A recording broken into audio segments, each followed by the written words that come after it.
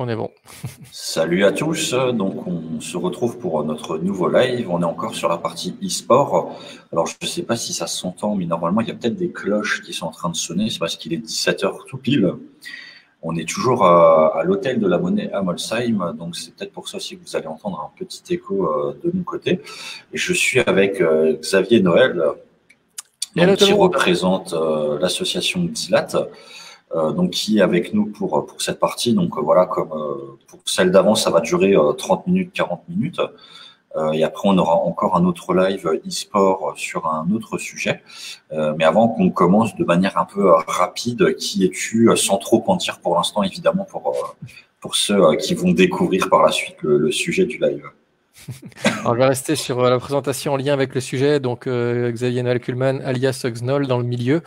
Donc, moi, je suis connu en tant qu'organisateur d'événements e-sport, et notamment le Colmar e-sport show, donc au travers de l'association Xilat que je préside depuis sa création en 2004, pour faire rapide. Wow, donc, avant qu'on commence, donc tu es le président sans discontinuation de Xilat. C'est ça. Il y a une année pour vraiment raconter toute l'histoire où j'ai fait une passe à un collègue et puis on s'était rendu compte que lui, il était plus dans l'opérationnel et moins dans le côté organisation. Donc voilà, j'étais trésorier et lui président pendant une année. Mais comme je faisais du coup le boulot de trésorier en plus de celui de président, bon, je suis redevenu président après. Mais voilà, on va dire que j'ai toujours été... on dit de moi en interne que je suis le Vladimir Poutine de Xilat. Donc voilà, interprétez ça comme vous le voulez. Je crois qu'on le dit parce que tu lui ressembles un petit peu, mais ça doit être ça, le gabarit. C'est un autre sujet. Donc aujourd'hui, pas aujourd'hui, dans ce live, on va plus se focaliser justement sur le côté événementiel e-sportif. Et donc effectivement, tu participes avec Xilat à l'organisation du Colmar e-sport show. Donc voilà, pour ceux qui au final nous regardent et pour ceux qui verront les replays. Donc on est actuellement en live sur Facebook et sur Twitch. Donc c'est quoi un petit peu déjà l'histoire au final de Xilat et comment vous avez réussi à monter le show grâce à votre association? Donc pour reprendre la genèse de Xilat, à la base c'était simplement une bande de potes du lycée, une bande de potes qui pour garder contact après le lycée faisaient des LAN de garage. Donc voilà, on était juste des joueurs sans grande prétention. On jouait à différents jeux. On était multigaming à l'époque. On jouait à Warcraft 3, on jouait à CS, on jouait à Starcraft. Voilà les jeux du moment à l'époque. C'était en 2004, enfin entre 2002 et 2004. Et puis, on a découvert qu'il y avait des plus grandes LAN qui existaient dans la région. Moi, j'avais testé à titre personnel une LAN. J'ai trouvé ça sympa, mais je me suis dit, il y a moyen d'aller un peu plus loin. Donc, j'ai envoyé un mail à mes potes en disant, les mecs, si ce qu'on faisait en garage, on le faisait un peu plus grand et qu'on partageait notre passion à d'autres en faisant un événement qui irait au-dessus de la dizaine de personnes qu'on est entre nous. Ils ont dit OK, on y va, et on a créé donc dans la foulée l'association Xilat et nos premiers événements qui s'appelaient les Zilan, donc qui ont réuni d'abord 30 personnes, puis 60, puis 100, et puis voilà, on a fait une dizaine de ces Xilat. On a toujours été entre 100 et 200 joueurs. On a enchaîné avec ce qu'on appelle les Zebzilan, donc c'était un partenariat avec l'école Epitech à Strasbourg, donc qui avait lieu à Epitech à Strasbourg, où on faisait pareil des LAN autour de 200 joueurs sur les jeux du moment. Et donc ça, on va dire, ça stagnait quelques années. Et puis il y a eu un déclic en 2016, qui est quand même une année essentielle dans le monde de l'e-sport en France, où déjà l'e-sport a été reconnu. Ça, c'est quand même une première chose. Je dirais officiellement, il y a eu des contrats d'e-sportifs, il y a eu une reconnaissance dite haut et fort par le gouvernement. Oui, l'e-sport existe. Oui, l'e-sport a un statut à part. Et puis en même temps, il y a eu plein de choses qui se sont lancées, comme les premières écoles d'e-sport, notamment celle où j'enseigne à Mulhouse. Et puis il y a eu plein d'initiatives qui se sont lancées. Donc là, les gens, quand je dis les gens, les entreprises, le marketing en général s'est intéressé à l'e-sport, et donc forcément avec cette portée-là, et nous, notre crédibilité de déjà presque 15 ans à l'époque fait que on nous a proposé des plus gros projets, et donc notamment en rapprochement avec Colmar Expo, qui est la société qui gère le parc Expo de Colmar. On a eu l'occasion donc dans la foulée de créer le Colmar eSport Show. Et donc voilà, aujourd'hui on y est avec deux éditions, une deuxième édition qui a eu lieu au mois de janvier. On est dans le top 3 des plus grandes LAN de France. Hein, donc, on a eu presque 650 joueurs. Donc, je parle juste du côté LAN, hein, donc les joueurs qui sont connectés sur PC, côté visiteur étant au-dessus de 10 000, autour de 10 000. Mais ce qui fait de notre LAN l'une des 3 plus grandes LAN de France, voire même cette année, compte tenu de l'actualité, probablement la plus grande. Voilà, ça fait pour le petit palmarès. Donc, on est parti, tout ça pour dire, hein, pour résumer la réponse, on est parti d'une bande de potes, bien sûr qui a évolué au fur et à mesure des années, hein, au fur et à mesure qu'on faisait des événements, on a attiré des nouveaux membres, hein, d'autres pour des raisons familiales et personnelles ont arrêté. Mais en tout cas, voilà, c'est parti d'une bande de potes qui, simplement par passion, a monté des événements, a fait des plus en plus gros événements, a su saisir les opportunités. Et aujourd'hui, on en est là et on espère bien sûr que c'est encore que on va dire pas le début de l'histoire, mais en tout cas qu'il y a encore beaucoup de choses derrière à raconter et des encore plus beaux événements. Ok, bah écoute, c'est cool. Alors déjà pour ceux qui nous regardent, n'hésitez pas à poser des questions si jamais vous avez des questions à poser sur Dilat, sur le Colmar eSport Show. Alors en termes d'événementiel, là vous êtes à combien d'éditions pour l'instant? Alors si on parle juste, tu veux dire tout événement confondu ou juste sur le Colmar eSport Show? Non, ouais, sur le Colmar. Donc le Colmar eSport Show, là, on a fait la 2e cette année, hein, ça reste relativement récent. Voilà, donc 2e événement qui s'est très bien passé. Hein. Comme dit, on a monté en nombre de joueurs, on a maintenu le nombre de visiteurs, donc à hauteur de 10 000, ce qui pour quelque chose qui reste relativement nouveau, en tout cas dans la région, des chiffres plutôt impressionnants. Et en termes de visiteurs, pour l'instant, vous êtes à combien? Ouais, comme dit, autour de 10 000, à peu près, ouais, autour de... Je n'ai pas les chiffres exacts, mais ouais, on est dans les 10 000. Okay, bah écoute, c'est déjà, ça doit être le 2e ou 3e peut-être rassemblement au niveau alsacien en tout cas, hein, puisque la Japan, normalement, je crois que c'est 11 ou 12 000. Et après la Geek Unchained, je crois qu'ils sont à 6 ou 7 000. Ouais, les Geek Unchained, je confirme, étaient dans les 8 000 l'an dernier. Ouais. Donc après, Japan, je connais un peu moins. Je sais que ça brasse du monde. À voir, j'aime pas forcément comparer ces événements dans le sens où, oui, ils sont dans l'univers geek en général. Après, le Colmar eSport Show est quand même un événement qui est très orienté e-sport, donc forcément qui vise un public un peu plus précis. Même si, là encore, on va avoir potentiellement les mêmes gens qui viennent. Je pense que c'est plus facile en termes de discours d'adresser plus de monde quand on fait une Geek Unchained ou quand on fait une Japan Addict, parce que ça touche vraiment très large, alors que quand on est dans le Colmar eSport Show, on est quand même vraiment dans un public averti. Voilà. Ok. Et justement, en termes d'organisation de l'événement, comment ça se passe pour vous exactement? Vous êtes combien, tu vois, à travailler? Est-ce que vous avez développé des partenariats pour vous aider? Est-ce que vous êtes en mode c'est nous qui faisons tout? Ou est-ce que vous essayez de vous appuyer déjà aussi sur des gens qui ont des spécificités pour tout simplement les domaines que vous maîtrisez pas forcément, qui puissent vous appuyer? Comment ça se passe exactement? C'est quoi la charge de travail, si tu veux, pour ceux qui nous regardent, hein, qui aimeraient bien peut-être aussi monter leur propre événement? C'est quoi au final, tu vois, tout le travail qui se cache derrière? Alors le travail, il est juste immense, hein, on pourrait en parler pendant des heures, mais le timing ne le permettra pas. Il faut juste se dire, quand on organise un événement e-sport, il y a des contraintes techniques qu'il n'y a pas dans d'autres événements au sens large, notamment sur la partie réseau, puisque là on parle quand même d'équiper des gens qui vont avoir Internet, on va parler de plusieurs centaines de personnes qui veulent avoir Internet, hein. Vous vous rendez compte à la maison, quand vous êtes 3-4 à être sur Netflix ou à regarder du streaming et vous dire ça commence à laguer, donc imaginez les contraintes quand on a des centaines de personnes et de stands qui se connectent là-dessus. Donc ça, c'est une contrainte qu'on trouvera pas dans d'autres événements qui font que, voilà, déjà rien qu'en frais sur la technique, que ce soit en termes de matériel et aussi de personnes derrière pour gérer tout ça, ça va, voilà, rien que ça va coûter très très cher. Après, on rajoute toutes les problématiques événementielles en général, hein. Voilà, faut gérer la location de la salle, faut gérer tout ce qui est partenaire, faut gérer tout ce qui est exposant, faut gérer tout ce qui est guest. Voilà, je vais pas faire des cours, vous connaissez à la Geekscon et dans tous les événements qu'on a pu citer. Donc voilà, forcément, il y a beaucoup de gens qui doivent bosser là-dessus. Alors, pour parler du Colmar eSport Show spécifiquement, à vrai dire, c'est surtout une co-organisation dans le sens où Zilat gère toute la partie e-sport et c'est Colmar Expo qui va gérer, on va dire, la partie expo en général, donc les exposants, les partenaires et les aspects financiers. Maintenant, la connaissance globale, je l'ai quand même, puisque donc avant ça, on a fait nos événements de A à Z. Donc oui, on est, dans l'association, on a toujours tourné à une douzaine, quinzaine de membres. Là, on a grossi ces dernières années forcément, mais je dirais pour parler des années avant, on était entre 12 et 15 membres. Mais dans les plus impliqués, ça se comptait souvent sur le doigt d'une main. Hein, donc pas pour critiquer le travail des autres, hein, c'était très important d'avoir sur place, mais le côté préparation, et ça je pense que c'est le cas dans beaucoup d'associations, c'est souvent un noyau dur qui va beaucoup se dévouer et qui va faire beaucoup de choses, qui va effectivement gérer les partenariats, les relations, qui va gérer tous les tableaux d'organisation. Donc j'ai envie de dire aux gens qui veulent se lancer, déjà, soyez peut-être pas trop ambitieux dès le départ, à moins qu'à titre personnel, vous ayez déjà, bien sûr, une expérience sur d'autres événements. Mais si vous vous lancez en mode, voilà, j'ai vu des événements, j'ai envie de faire gros, alors soit vous êtes bien accompagné et vous avez ce retour d'expérience par les autres, soit je vous conseille de commencer petit, comme je l'ai fait, hein, en tout cas je raconte mon histoire. Hein. Quand on a créé Zilat, hein, on voulait effectivement faire plus gros que nos LAN de garage, mais on n'avait pas forcément la prétention de faire l'une des 3 plus grandes LAN de France à l'époque. C'est venu au fur et à mesure parce que on a réussi à faire des trucs sympas, notre public a aimé, on a commencé à se faire notre notoriété et puis on a su rebondir sur les opportunités qu'on nous a offertes pour en arriver là. Mais surtout faites-le par passion. Alors, là on est dans un monde qui est associatif. Hein. On a parlé lors d'une précédente interview en termes de budget, à part les grandes marques qui gèrent beaucoup de choses, c'est pas forcément évident de s'en choses qui sont peu rentables aujourd'hui dans l'e-sport.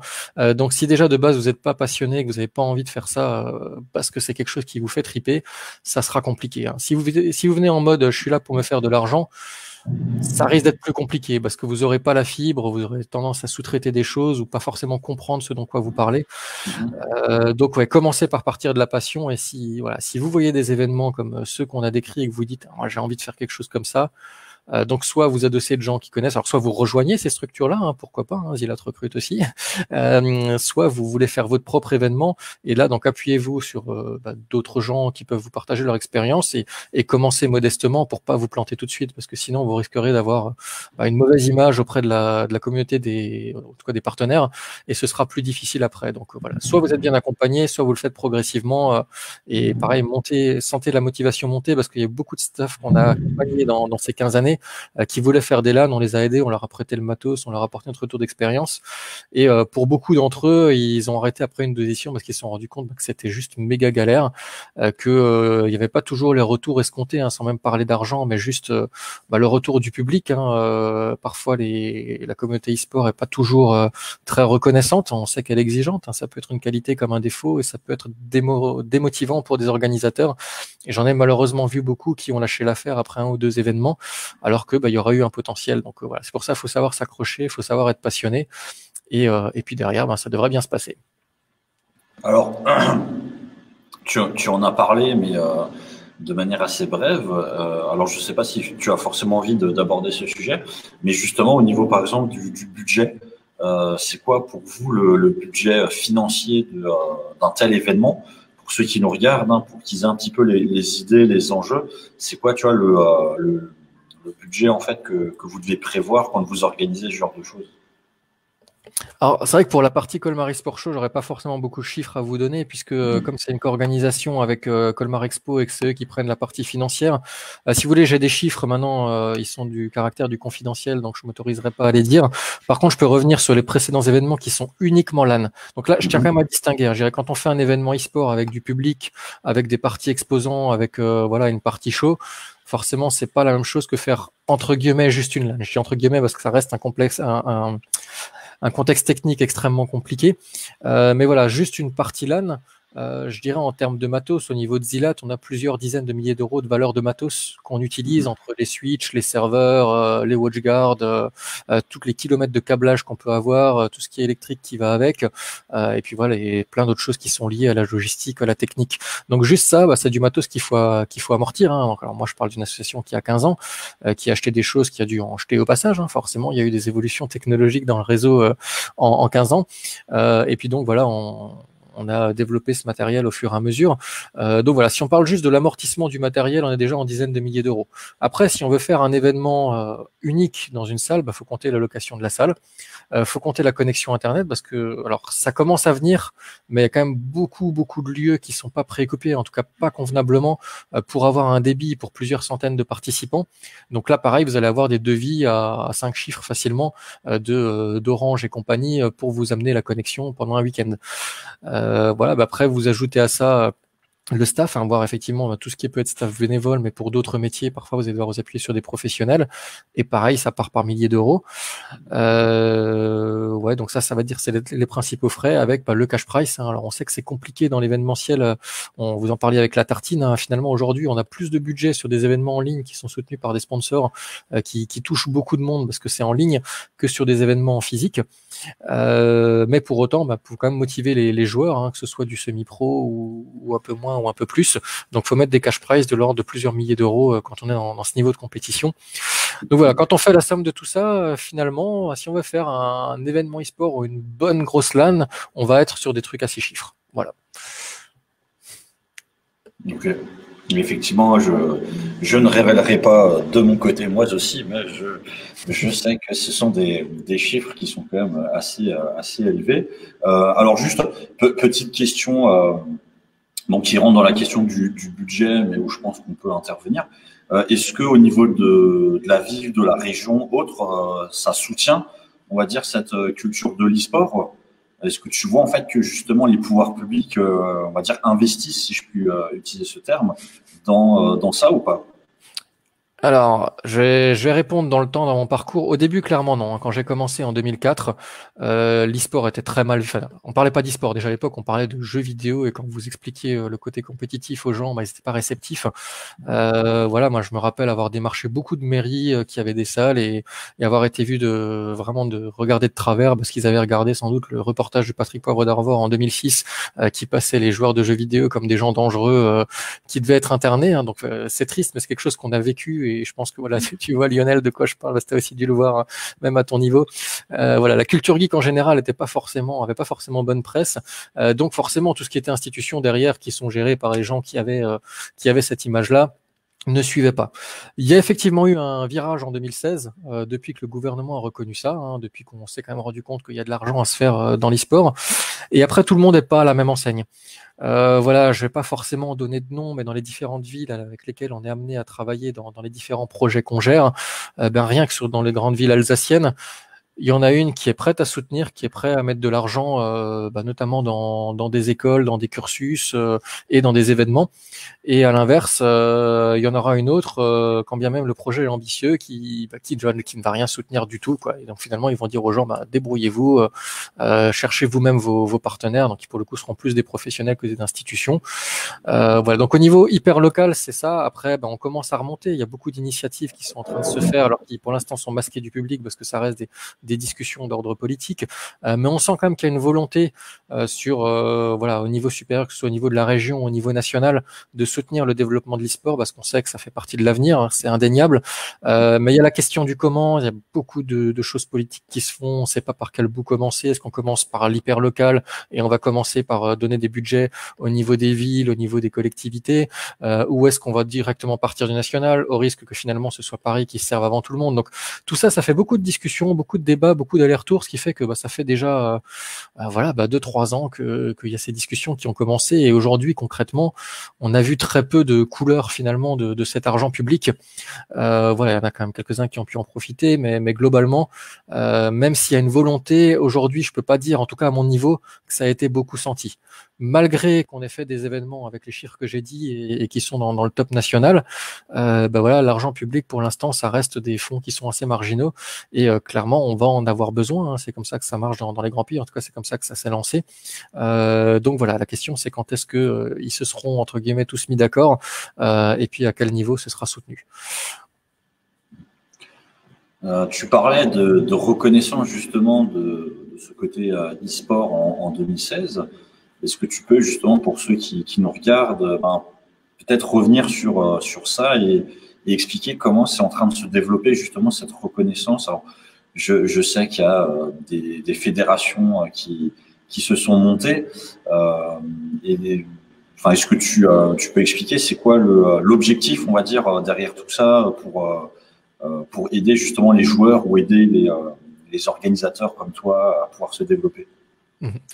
Alors Pour le côté reconnaissance, il faut le voir à différents niveaux, hein. Quand je parle de 2016, c'est vraiment quand le gouvernement a dit, avec le ministre, Madame Le Maire, donc que ça y est, l'e-sport a un statut. Donc là, il y a eu une reconnaissance d'un point de vue légal. C'est-à-dire qu'avant, il faut savoir que l'e-sport, ou en tout cas le jeu vidéo côté compétitif, hein, puisqu'on parlait très peu d'e-sport avant, était assimilé à des jeux d'argent. C'est-à-dire que moi, en tant qu'organisateur de LAN party, quand je pouvais pas donner du cash price déjà, et puis j'étais assimilé à un jeu d'argent. Donc voilà, j'étais pas un institut qui pouvait le faire et bah pour les contrats des e-sportifs c'était encore pire. Il n'y avait pas de contrat d'e-sportif, donc c'était très flou leur manière de se rémunérer. Il n'y en avait pas beaucoup et donc le fait qu'il y ait reconnaissance aujourd'hui, il y a des contrats e-sport. Donc les joueurs en l'occurrence pour parler d'eux peuvent avoir vraiment des contrats de travail de joueurs e-sportifs qui seront bien cadrés, qui seront adaptés à un statut de joueur e-sport. Donc voilà, ça c'est la reconnaissance au niveau du statut joueur. La reconnaissance au niveau organisateur, elle est venue effectivement dans la foulée, hein, puisque du coup, il fallait légiférer tout ça. Il y avait quand même beaucoup de mauvaises pratiques qui se faisaient dans le milieu, dans le sens où il y a quand même beaucoup d'événements qui annonçaient des cash price plus ou moins réalistes et qui finalement, les joueurs n'en ont jamais vu le moindre centime. Donc il a fallu cadrer tout ça. Et donc, quelque part, c'est plus compliqué pour les organisateurs, mais aujourd'hui, on doit remplir une feuille de déclaration qui peut plus ou moins précise, plus ou moins compliquée, pour dire oui, on a un événement crédible et oui, on s'engage plus que sur l'honneur. Hein. Colmar Sport Show, on a demandé de mettre le cash prize sur un compte sous séquestre pour pouvoir faire l'événement et avoir l'autorisation de le faire. Donc voilà, ça c'est pour la reconnaissance au niveau légal. Maintenant, ta question, si je l'entends bien, elle était plus large. C'est peut-être la reconnaissance de l'e-sport pour des organisateurs en général, en tout cas pour des gens qui veulent faire un événement e-sport qui soit en ligne ou physique. Ouais, je dirais elle est en lien avec les médias, celle-ci. Plus on va parler d'e-sport dans différents médias, et quelque part, cette conférence en est une, hein, parmi d'autres, heureusement, plus on fera de la pédagogie, pas auprès des joueurs, parce que les joueurs, voilà, ils savent ce que c'est l'e-sport, ils aiment ça, hein, c'est pas eux qu'il faut convaincre, mais plus auprès des parents, notamment, auprès des entreprises. Il y a quand même encore aujourd'hui des entreprises qui voient mal l'e-sport, en tout cas le jeu vidéo, de manière générale, parce que l'amalgame est fait, en tout cas pour eux, parce que, notamment, ils vont dire, non, moi, je veux pas qu'un de mes employés joue au jeu vidéo, j'ai vu que ça pouvait être addictif, ça peut être dangereux, tout ça. Donc c'est expliquer à ces gens-là que derrière la pratique compétitive du jeu vidéo, donc l'e-sport, au contraire, on a des caractères qui sont très sociaux, on a des gens qui peuvent apprendre beaucoup de choses, qui sont très autodidactes, qui ont vraiment de l'esprit d'équipe, qui ont une capacité d'adaptabilité. Enfin, aujourd'hui, je travaille dans le recrutement, on parle des soft skills. Justement, ce monde du jeu vidéo, il est peut-être même plus emprunt à avoir ces qualités-là que d'autres. Je le dis par rapport à une étude de Francis Sport, puisqu'on reviendra sur les fédérations dont tu parlais, il y a une étude qui a été faite qui a montré qu'entre des gens qui disaient je pratique de l'e-sport et des gens qui disaient je pratique pas d'e-sport, on leur a posé d'autres questions. Est-ce que vous avez des activités physiques? Est-ce que vous sortez régulièrement? Est-ce que vous allez à des concerts? Est-ce que vous lisez? Hors BD, manga, etc. Et globalement, sur la moyenne des réponses, les gens qui répondaient, qui jouaient aux jeux vidéo, c'était des gens qui sortaient plus, qui faisaient plus de sport, qui avaient plus de culture en général sur ces questions-là. Donc ça veut dire quoi concrètement si on interprète ce sondage de but en blanc? Ça veut dire qu'un mec qui met sur son CV qu'il est joueur e-sportif, hein, que ce soit en casu ou en pro, statistiquement, il a plus de chances d'être quelqu'un de social que quelqu'un qui dit qu'il n'aime pas ça. Voilà. Je caricature un peu, hein. Je suis pas en train de dire que ceux qui font pas de l'e-sport sont asociaux, loin de là. Simplement, faut plus se dire c'est une honte de jouer aux jeux vidéo et notamment de manière e-sportive. Au contraire, c'est quelque chose qui est reconnu aujourd'hui, qui apporte un vrai rebond social et qui apporte beaucoup de qualité, beaucoup de soft skills qui permettent de rebondir dans la vie. Si tu me permets de te couper avant de continuer, je rebondis juste sur ce que tu viens de dire. C'est vrai qu'au final, si les gens qui nous suivent là sur le live ont écouté depuis le début, quand tu parles, voilà, on fait des LAN, il y a des événements, il y a 10 000 personnes, etc. La personne qui fait du jeu vidéo, donc que ce soit de manière fun, casual, pro, amateur, etc., si tu fais des LAN, c'est-à-dire que tu vas te retrouver à 10, 20, 30, 100 personnes qui vont être réunies à un endroit. Si tu vas à une convention qui a 10 000 personnes, c'est-à-dire que tu vas croiser 9 999 personnes. Donc, c'est-à-dire qu'au final, de base, quelqu'un qui fait du jeu vidéo, c'est quelqu'un qui, effectivement, qui sort et qui rencontre d'autres personnes, qui discute avec d'autres personnes, puisque voilà, si vous regardez effectivement des matchs de sportifs professionnels, on va dire, vous les voyez en train de jouer, machin, donc, ils vont pas discuter avec les autres à ce moment-là, mais avant le match ou après le match, forcément, il y a de l'interrelationnel. Les gens qui regardent, ben forcément, il y a aussi des discussions, tu vois. Donc, c'est vrai que par rapport à ce que tu disais, celui qui est e-sportif ou qui est amateur de jeux vidéo, euh, j'ai envie de dire de base, si tu veux, va forcément plus vers les autres et a aussi plus l'occasion peut-être de rencontrer aussi d'autres personnes et de pouvoir justement, par rapport à la culture générale, a aussi plus cette opportunité, si tu en rencontrant d'autres personnes, de pouvoir aussi se cultiver et autres. Et effectivement, quand tu joues aux jeux vidéo, on va dire si tu le fais de manière voilà, il y a un truc qui t'intéresse, ben, tu vas lire des magazines, tu vas te documenter, etc. Donc il y a aussi ce côté recherche pour avoir de l'information. Donc effectivement, voilà, on va dire c'est une culture qui fait que de base les gens forcément sont plus sociables, sont plus dans l'envie d'obtenir des nouvelles informations et donc auront plus de soft skills que d'autres personnes qui restent chez elles à regarder la télé toute la journée, si je puis dire. Voilà. Mais après, parmi les gens qui ne jouent pas aux jeux vidéo, il y a évidemment des gens qui ont aussi ce type de profil. Mais on va dire que c'est vrai que si tu prends peut-être en proportion, tu as peut-être plus de gens dans la catégorie jeux vidéo qui ont cette proportion que dans une autre catégorie. Bah, c'est en tout cas ce que cette étude de Francis Sport a mis en exergue. Donc voilà, là encore, le but n'est pas d'inverser le monde et de stigmatiser les gens qui ne jouent pas aux jeux vidéo, hein. Loin de là, mais ce qu'on veut dire, c'est qu'il faut sortir des mentalités de ceux qui le pensent encore que jeu vidéo égale asocial, égale enfermé dans son écran, ne verra jamais la lumière du jour. Alors bien sûr, il y a des discours d'opposants qui vous diront oui, mais il y a des gens qui s'enferment dans les jeux vidéo. Moi, j'ai un neveu, je le vois jamais, il est sombré là-dedans. Bien sûr qu'il y a de l'addiction. Il y a de l'addiction aux jeux vidéo, comme il y a de l'addiction à la drogue, comme il y a de l'addiction à la pêche, comme il y a de l'addiction à n'importe quoi.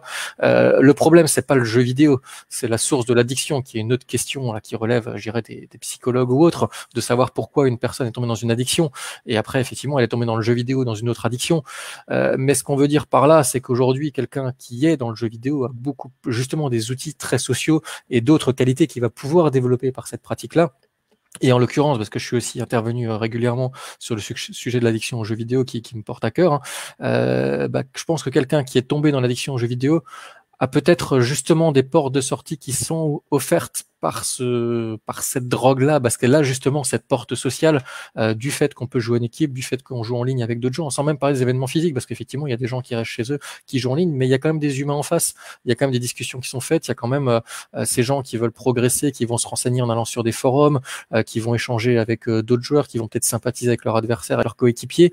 Voilà, un exemple que je peux raconter, moi j'ai des amis, j'en ai plusieurs, qui ont rencontré leur conjoint, alors c'est plus sur des MMO, mais ça a aussi arrivé dans l'e-sport, alors que la personne habitait à l'autre bout de la France. Ils se seraient jamais vus s'ils n'étaient pas dans la même guilde, s'ils n'étaient pas dans la même team.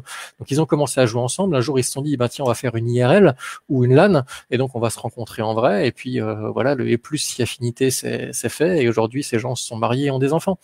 Donc ça, c'est des vraies histoires qui existent.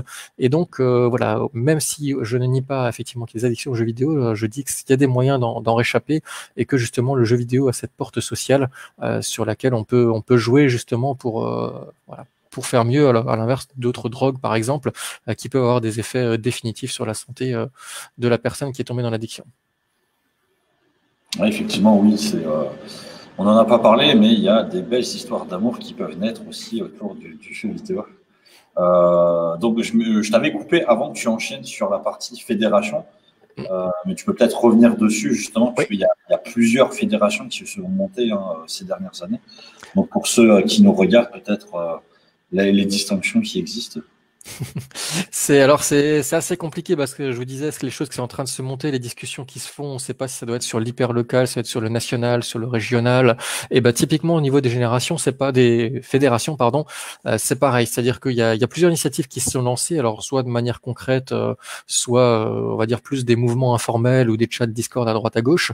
Voilà, celle aujourd'hui qui est officielle, qui est reconnue, on va dire par le gouvernement, c'est Francisport, hein, qui s'est monté peu de temps après cette reconnaissance de l'e-sport en 2016, qui réunit des acteurs. Alors d'abord, c'était fermé aux grands acteurs reconnus de l'e-sport, donc il y avait les grandes marques, il y avait la Gamer Assembly, hein, donc le plus gros événement de France, et voilà, 2-3 gros acteurs incontournables de la place. Et puis ça s'est ouvert un an après à tous les, on va dire tous les acteurs de l'e-sport en général, et Zilat a fait partie des premières structures qui a rejoint à ce moment-là le mouvement. Mais voilà, on s'est rendu compte que la difficulté, c'est que toutes les discussions se faisaient à Paris. Moi, étant à Mulhouse, ayant mon quotidien, je pouvais pas y aller tout le temps. Je parle pas que de moi, je suis un exemple parmi tant d'autres, mais effectivement, on a mis en avant que c'était difficile de parler d'un mouvement qui doit concerner la France entière, où toutes les discussions ont lieu finalement à Paris. Donc là, il y a eu l'idée effectivement de régionaliser les choses. Donc nous, on a été plusieurs en Alsace à vouloir prendre les devants et avoir créé Alsace eSport. Chose qui a pas plu à tout le monde, hein, je donnerai pas de nom. On a dit mais non, ça doit être les grandes régions, parce que maintenant on est dans les grandes régions. Donc là il y a des discussions qui sont en cours pour faire du Grand Est e-sport, hein. Donc effectivement on a rassemblé les acteurs, ça reste informel, mais il y a toujours cette volonté de faire le Grand Est e-sport.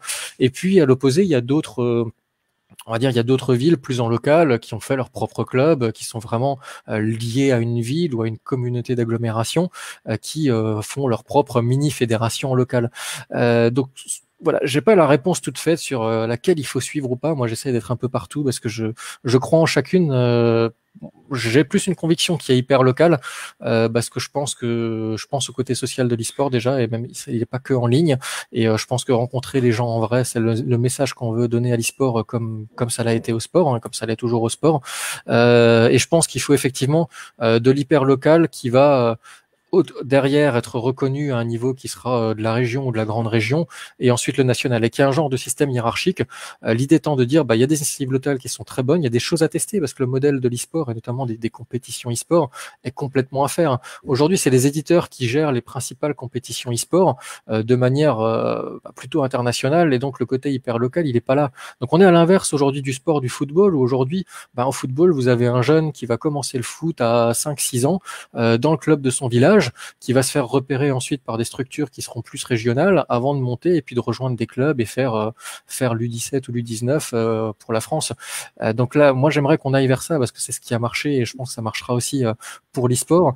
Mais aujourd'hui, voilà, comme c'est en train de se monter, il y a encore des initiatives qui sont très dissociées. C'est difficile de voir ce que ça va donner, mais je pense qu'il y a des bonnes initiatives qui vont avoir lieu dans de l'hyper local, hein, peut-être chez nous, peut-être à l'autre bout de la France, que ça va être vu et reconnu à un niveau régional, puis remonter en national en disant regardez, eux ils ont testé ça, ça a marché. Est-ce qu'on ne devrait pas le tester maintenant sur d'autres régions, et puis que tous ces acteurs-là arrivent à discuter de manière efficace. Voilà. Je dis ça comme ça, c'est pas facile, parce que vous avez plein d'acteurs qui sont partout, peut y avoir des conflits d'intérêts aussi. Hein, faut pas se priver. Hein. Quand il y a des acteurs privés qui mettent de l'argent sur la table, c'est sûr qu'ils veulent la plus grosse part du gâteau, et ça peut compliquer les discussions.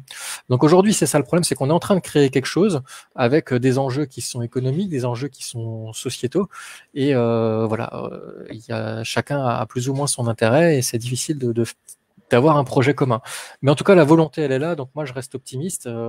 Les rapports, en tout cas à mon niveau, sont toujours bons, hein, et on arrive à tester des choses, on arrive à monter des choses, mais on a hâte effectivement qu'il y ait d'une part une reconnaissance plus forte, et notamment des soutiens financiers pour qu'on puisse faire perdurer ça, et globalement que demain, l'année prochaine, l'année d'après, on puisse effectivement avoir des clubs de jeunes, des clubs e-sportifs qui seraient au niveau très hyper local un peu partout en France, qui vont permettre de repérer des pépites, de cadrer, avec quand même beaucoup de pédagogie, hein, faut justement pour anticiper, éviter cette addiction au jeu vidéo. Le mieux c'est de le faire dans un club où on est capable de leur dire, mais le jeu vidéo c'est pas que jouer toute la journée, c'est savoir s'arrêter, savoir avoir des activités sportives, savoir voir le côté social derrière, le team building, et c'est ça ce qui fera qu'on va gagner. Hein. C'est pas le fait de jouer H24 qui fait qu'on va gagner, non, c'est ça. Donc il y a aussi le côté discipline qui se fera en hyper local, et qui derrière permettra de repérer ces pépites, et derrière de monter des équipes qui seront autour de villes, et puis derrière des compétitions internationales, etc., etc. En se calquant sur le modèle du sport, et notamment du football.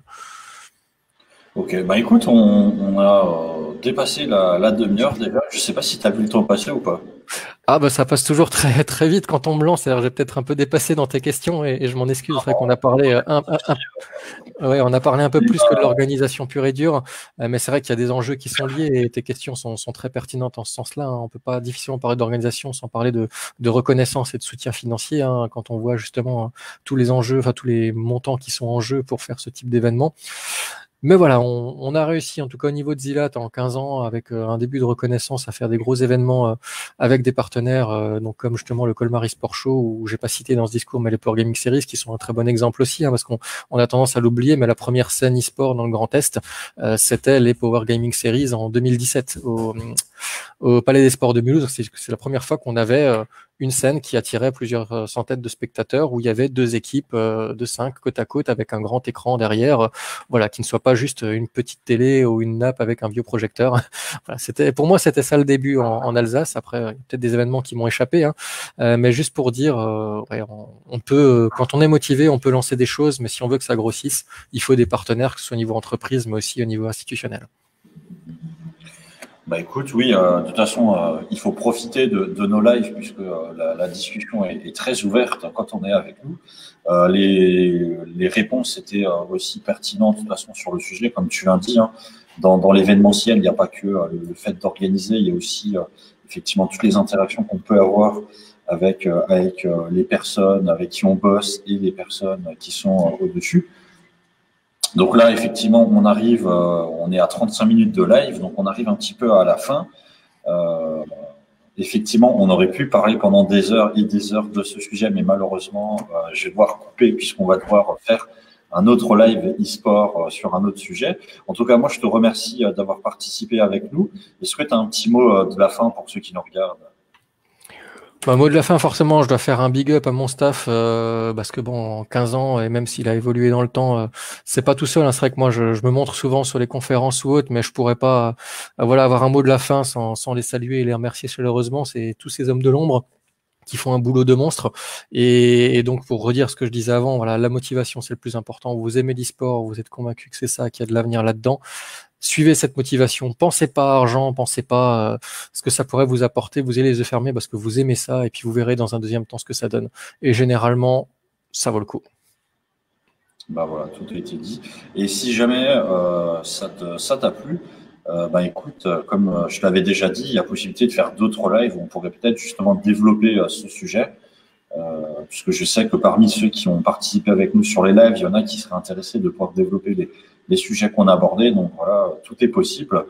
Si tu as des moments de disponibles, on essaiera peut-être de continuer sur cette question des fédérations ou peut-être rentrer un peu plus dans le détail, je sais pas moi, de la création d'un événement. Je sais que, alors je sais pas si tu avais suivi l'aventure du studio strasbourgeois YoumTech.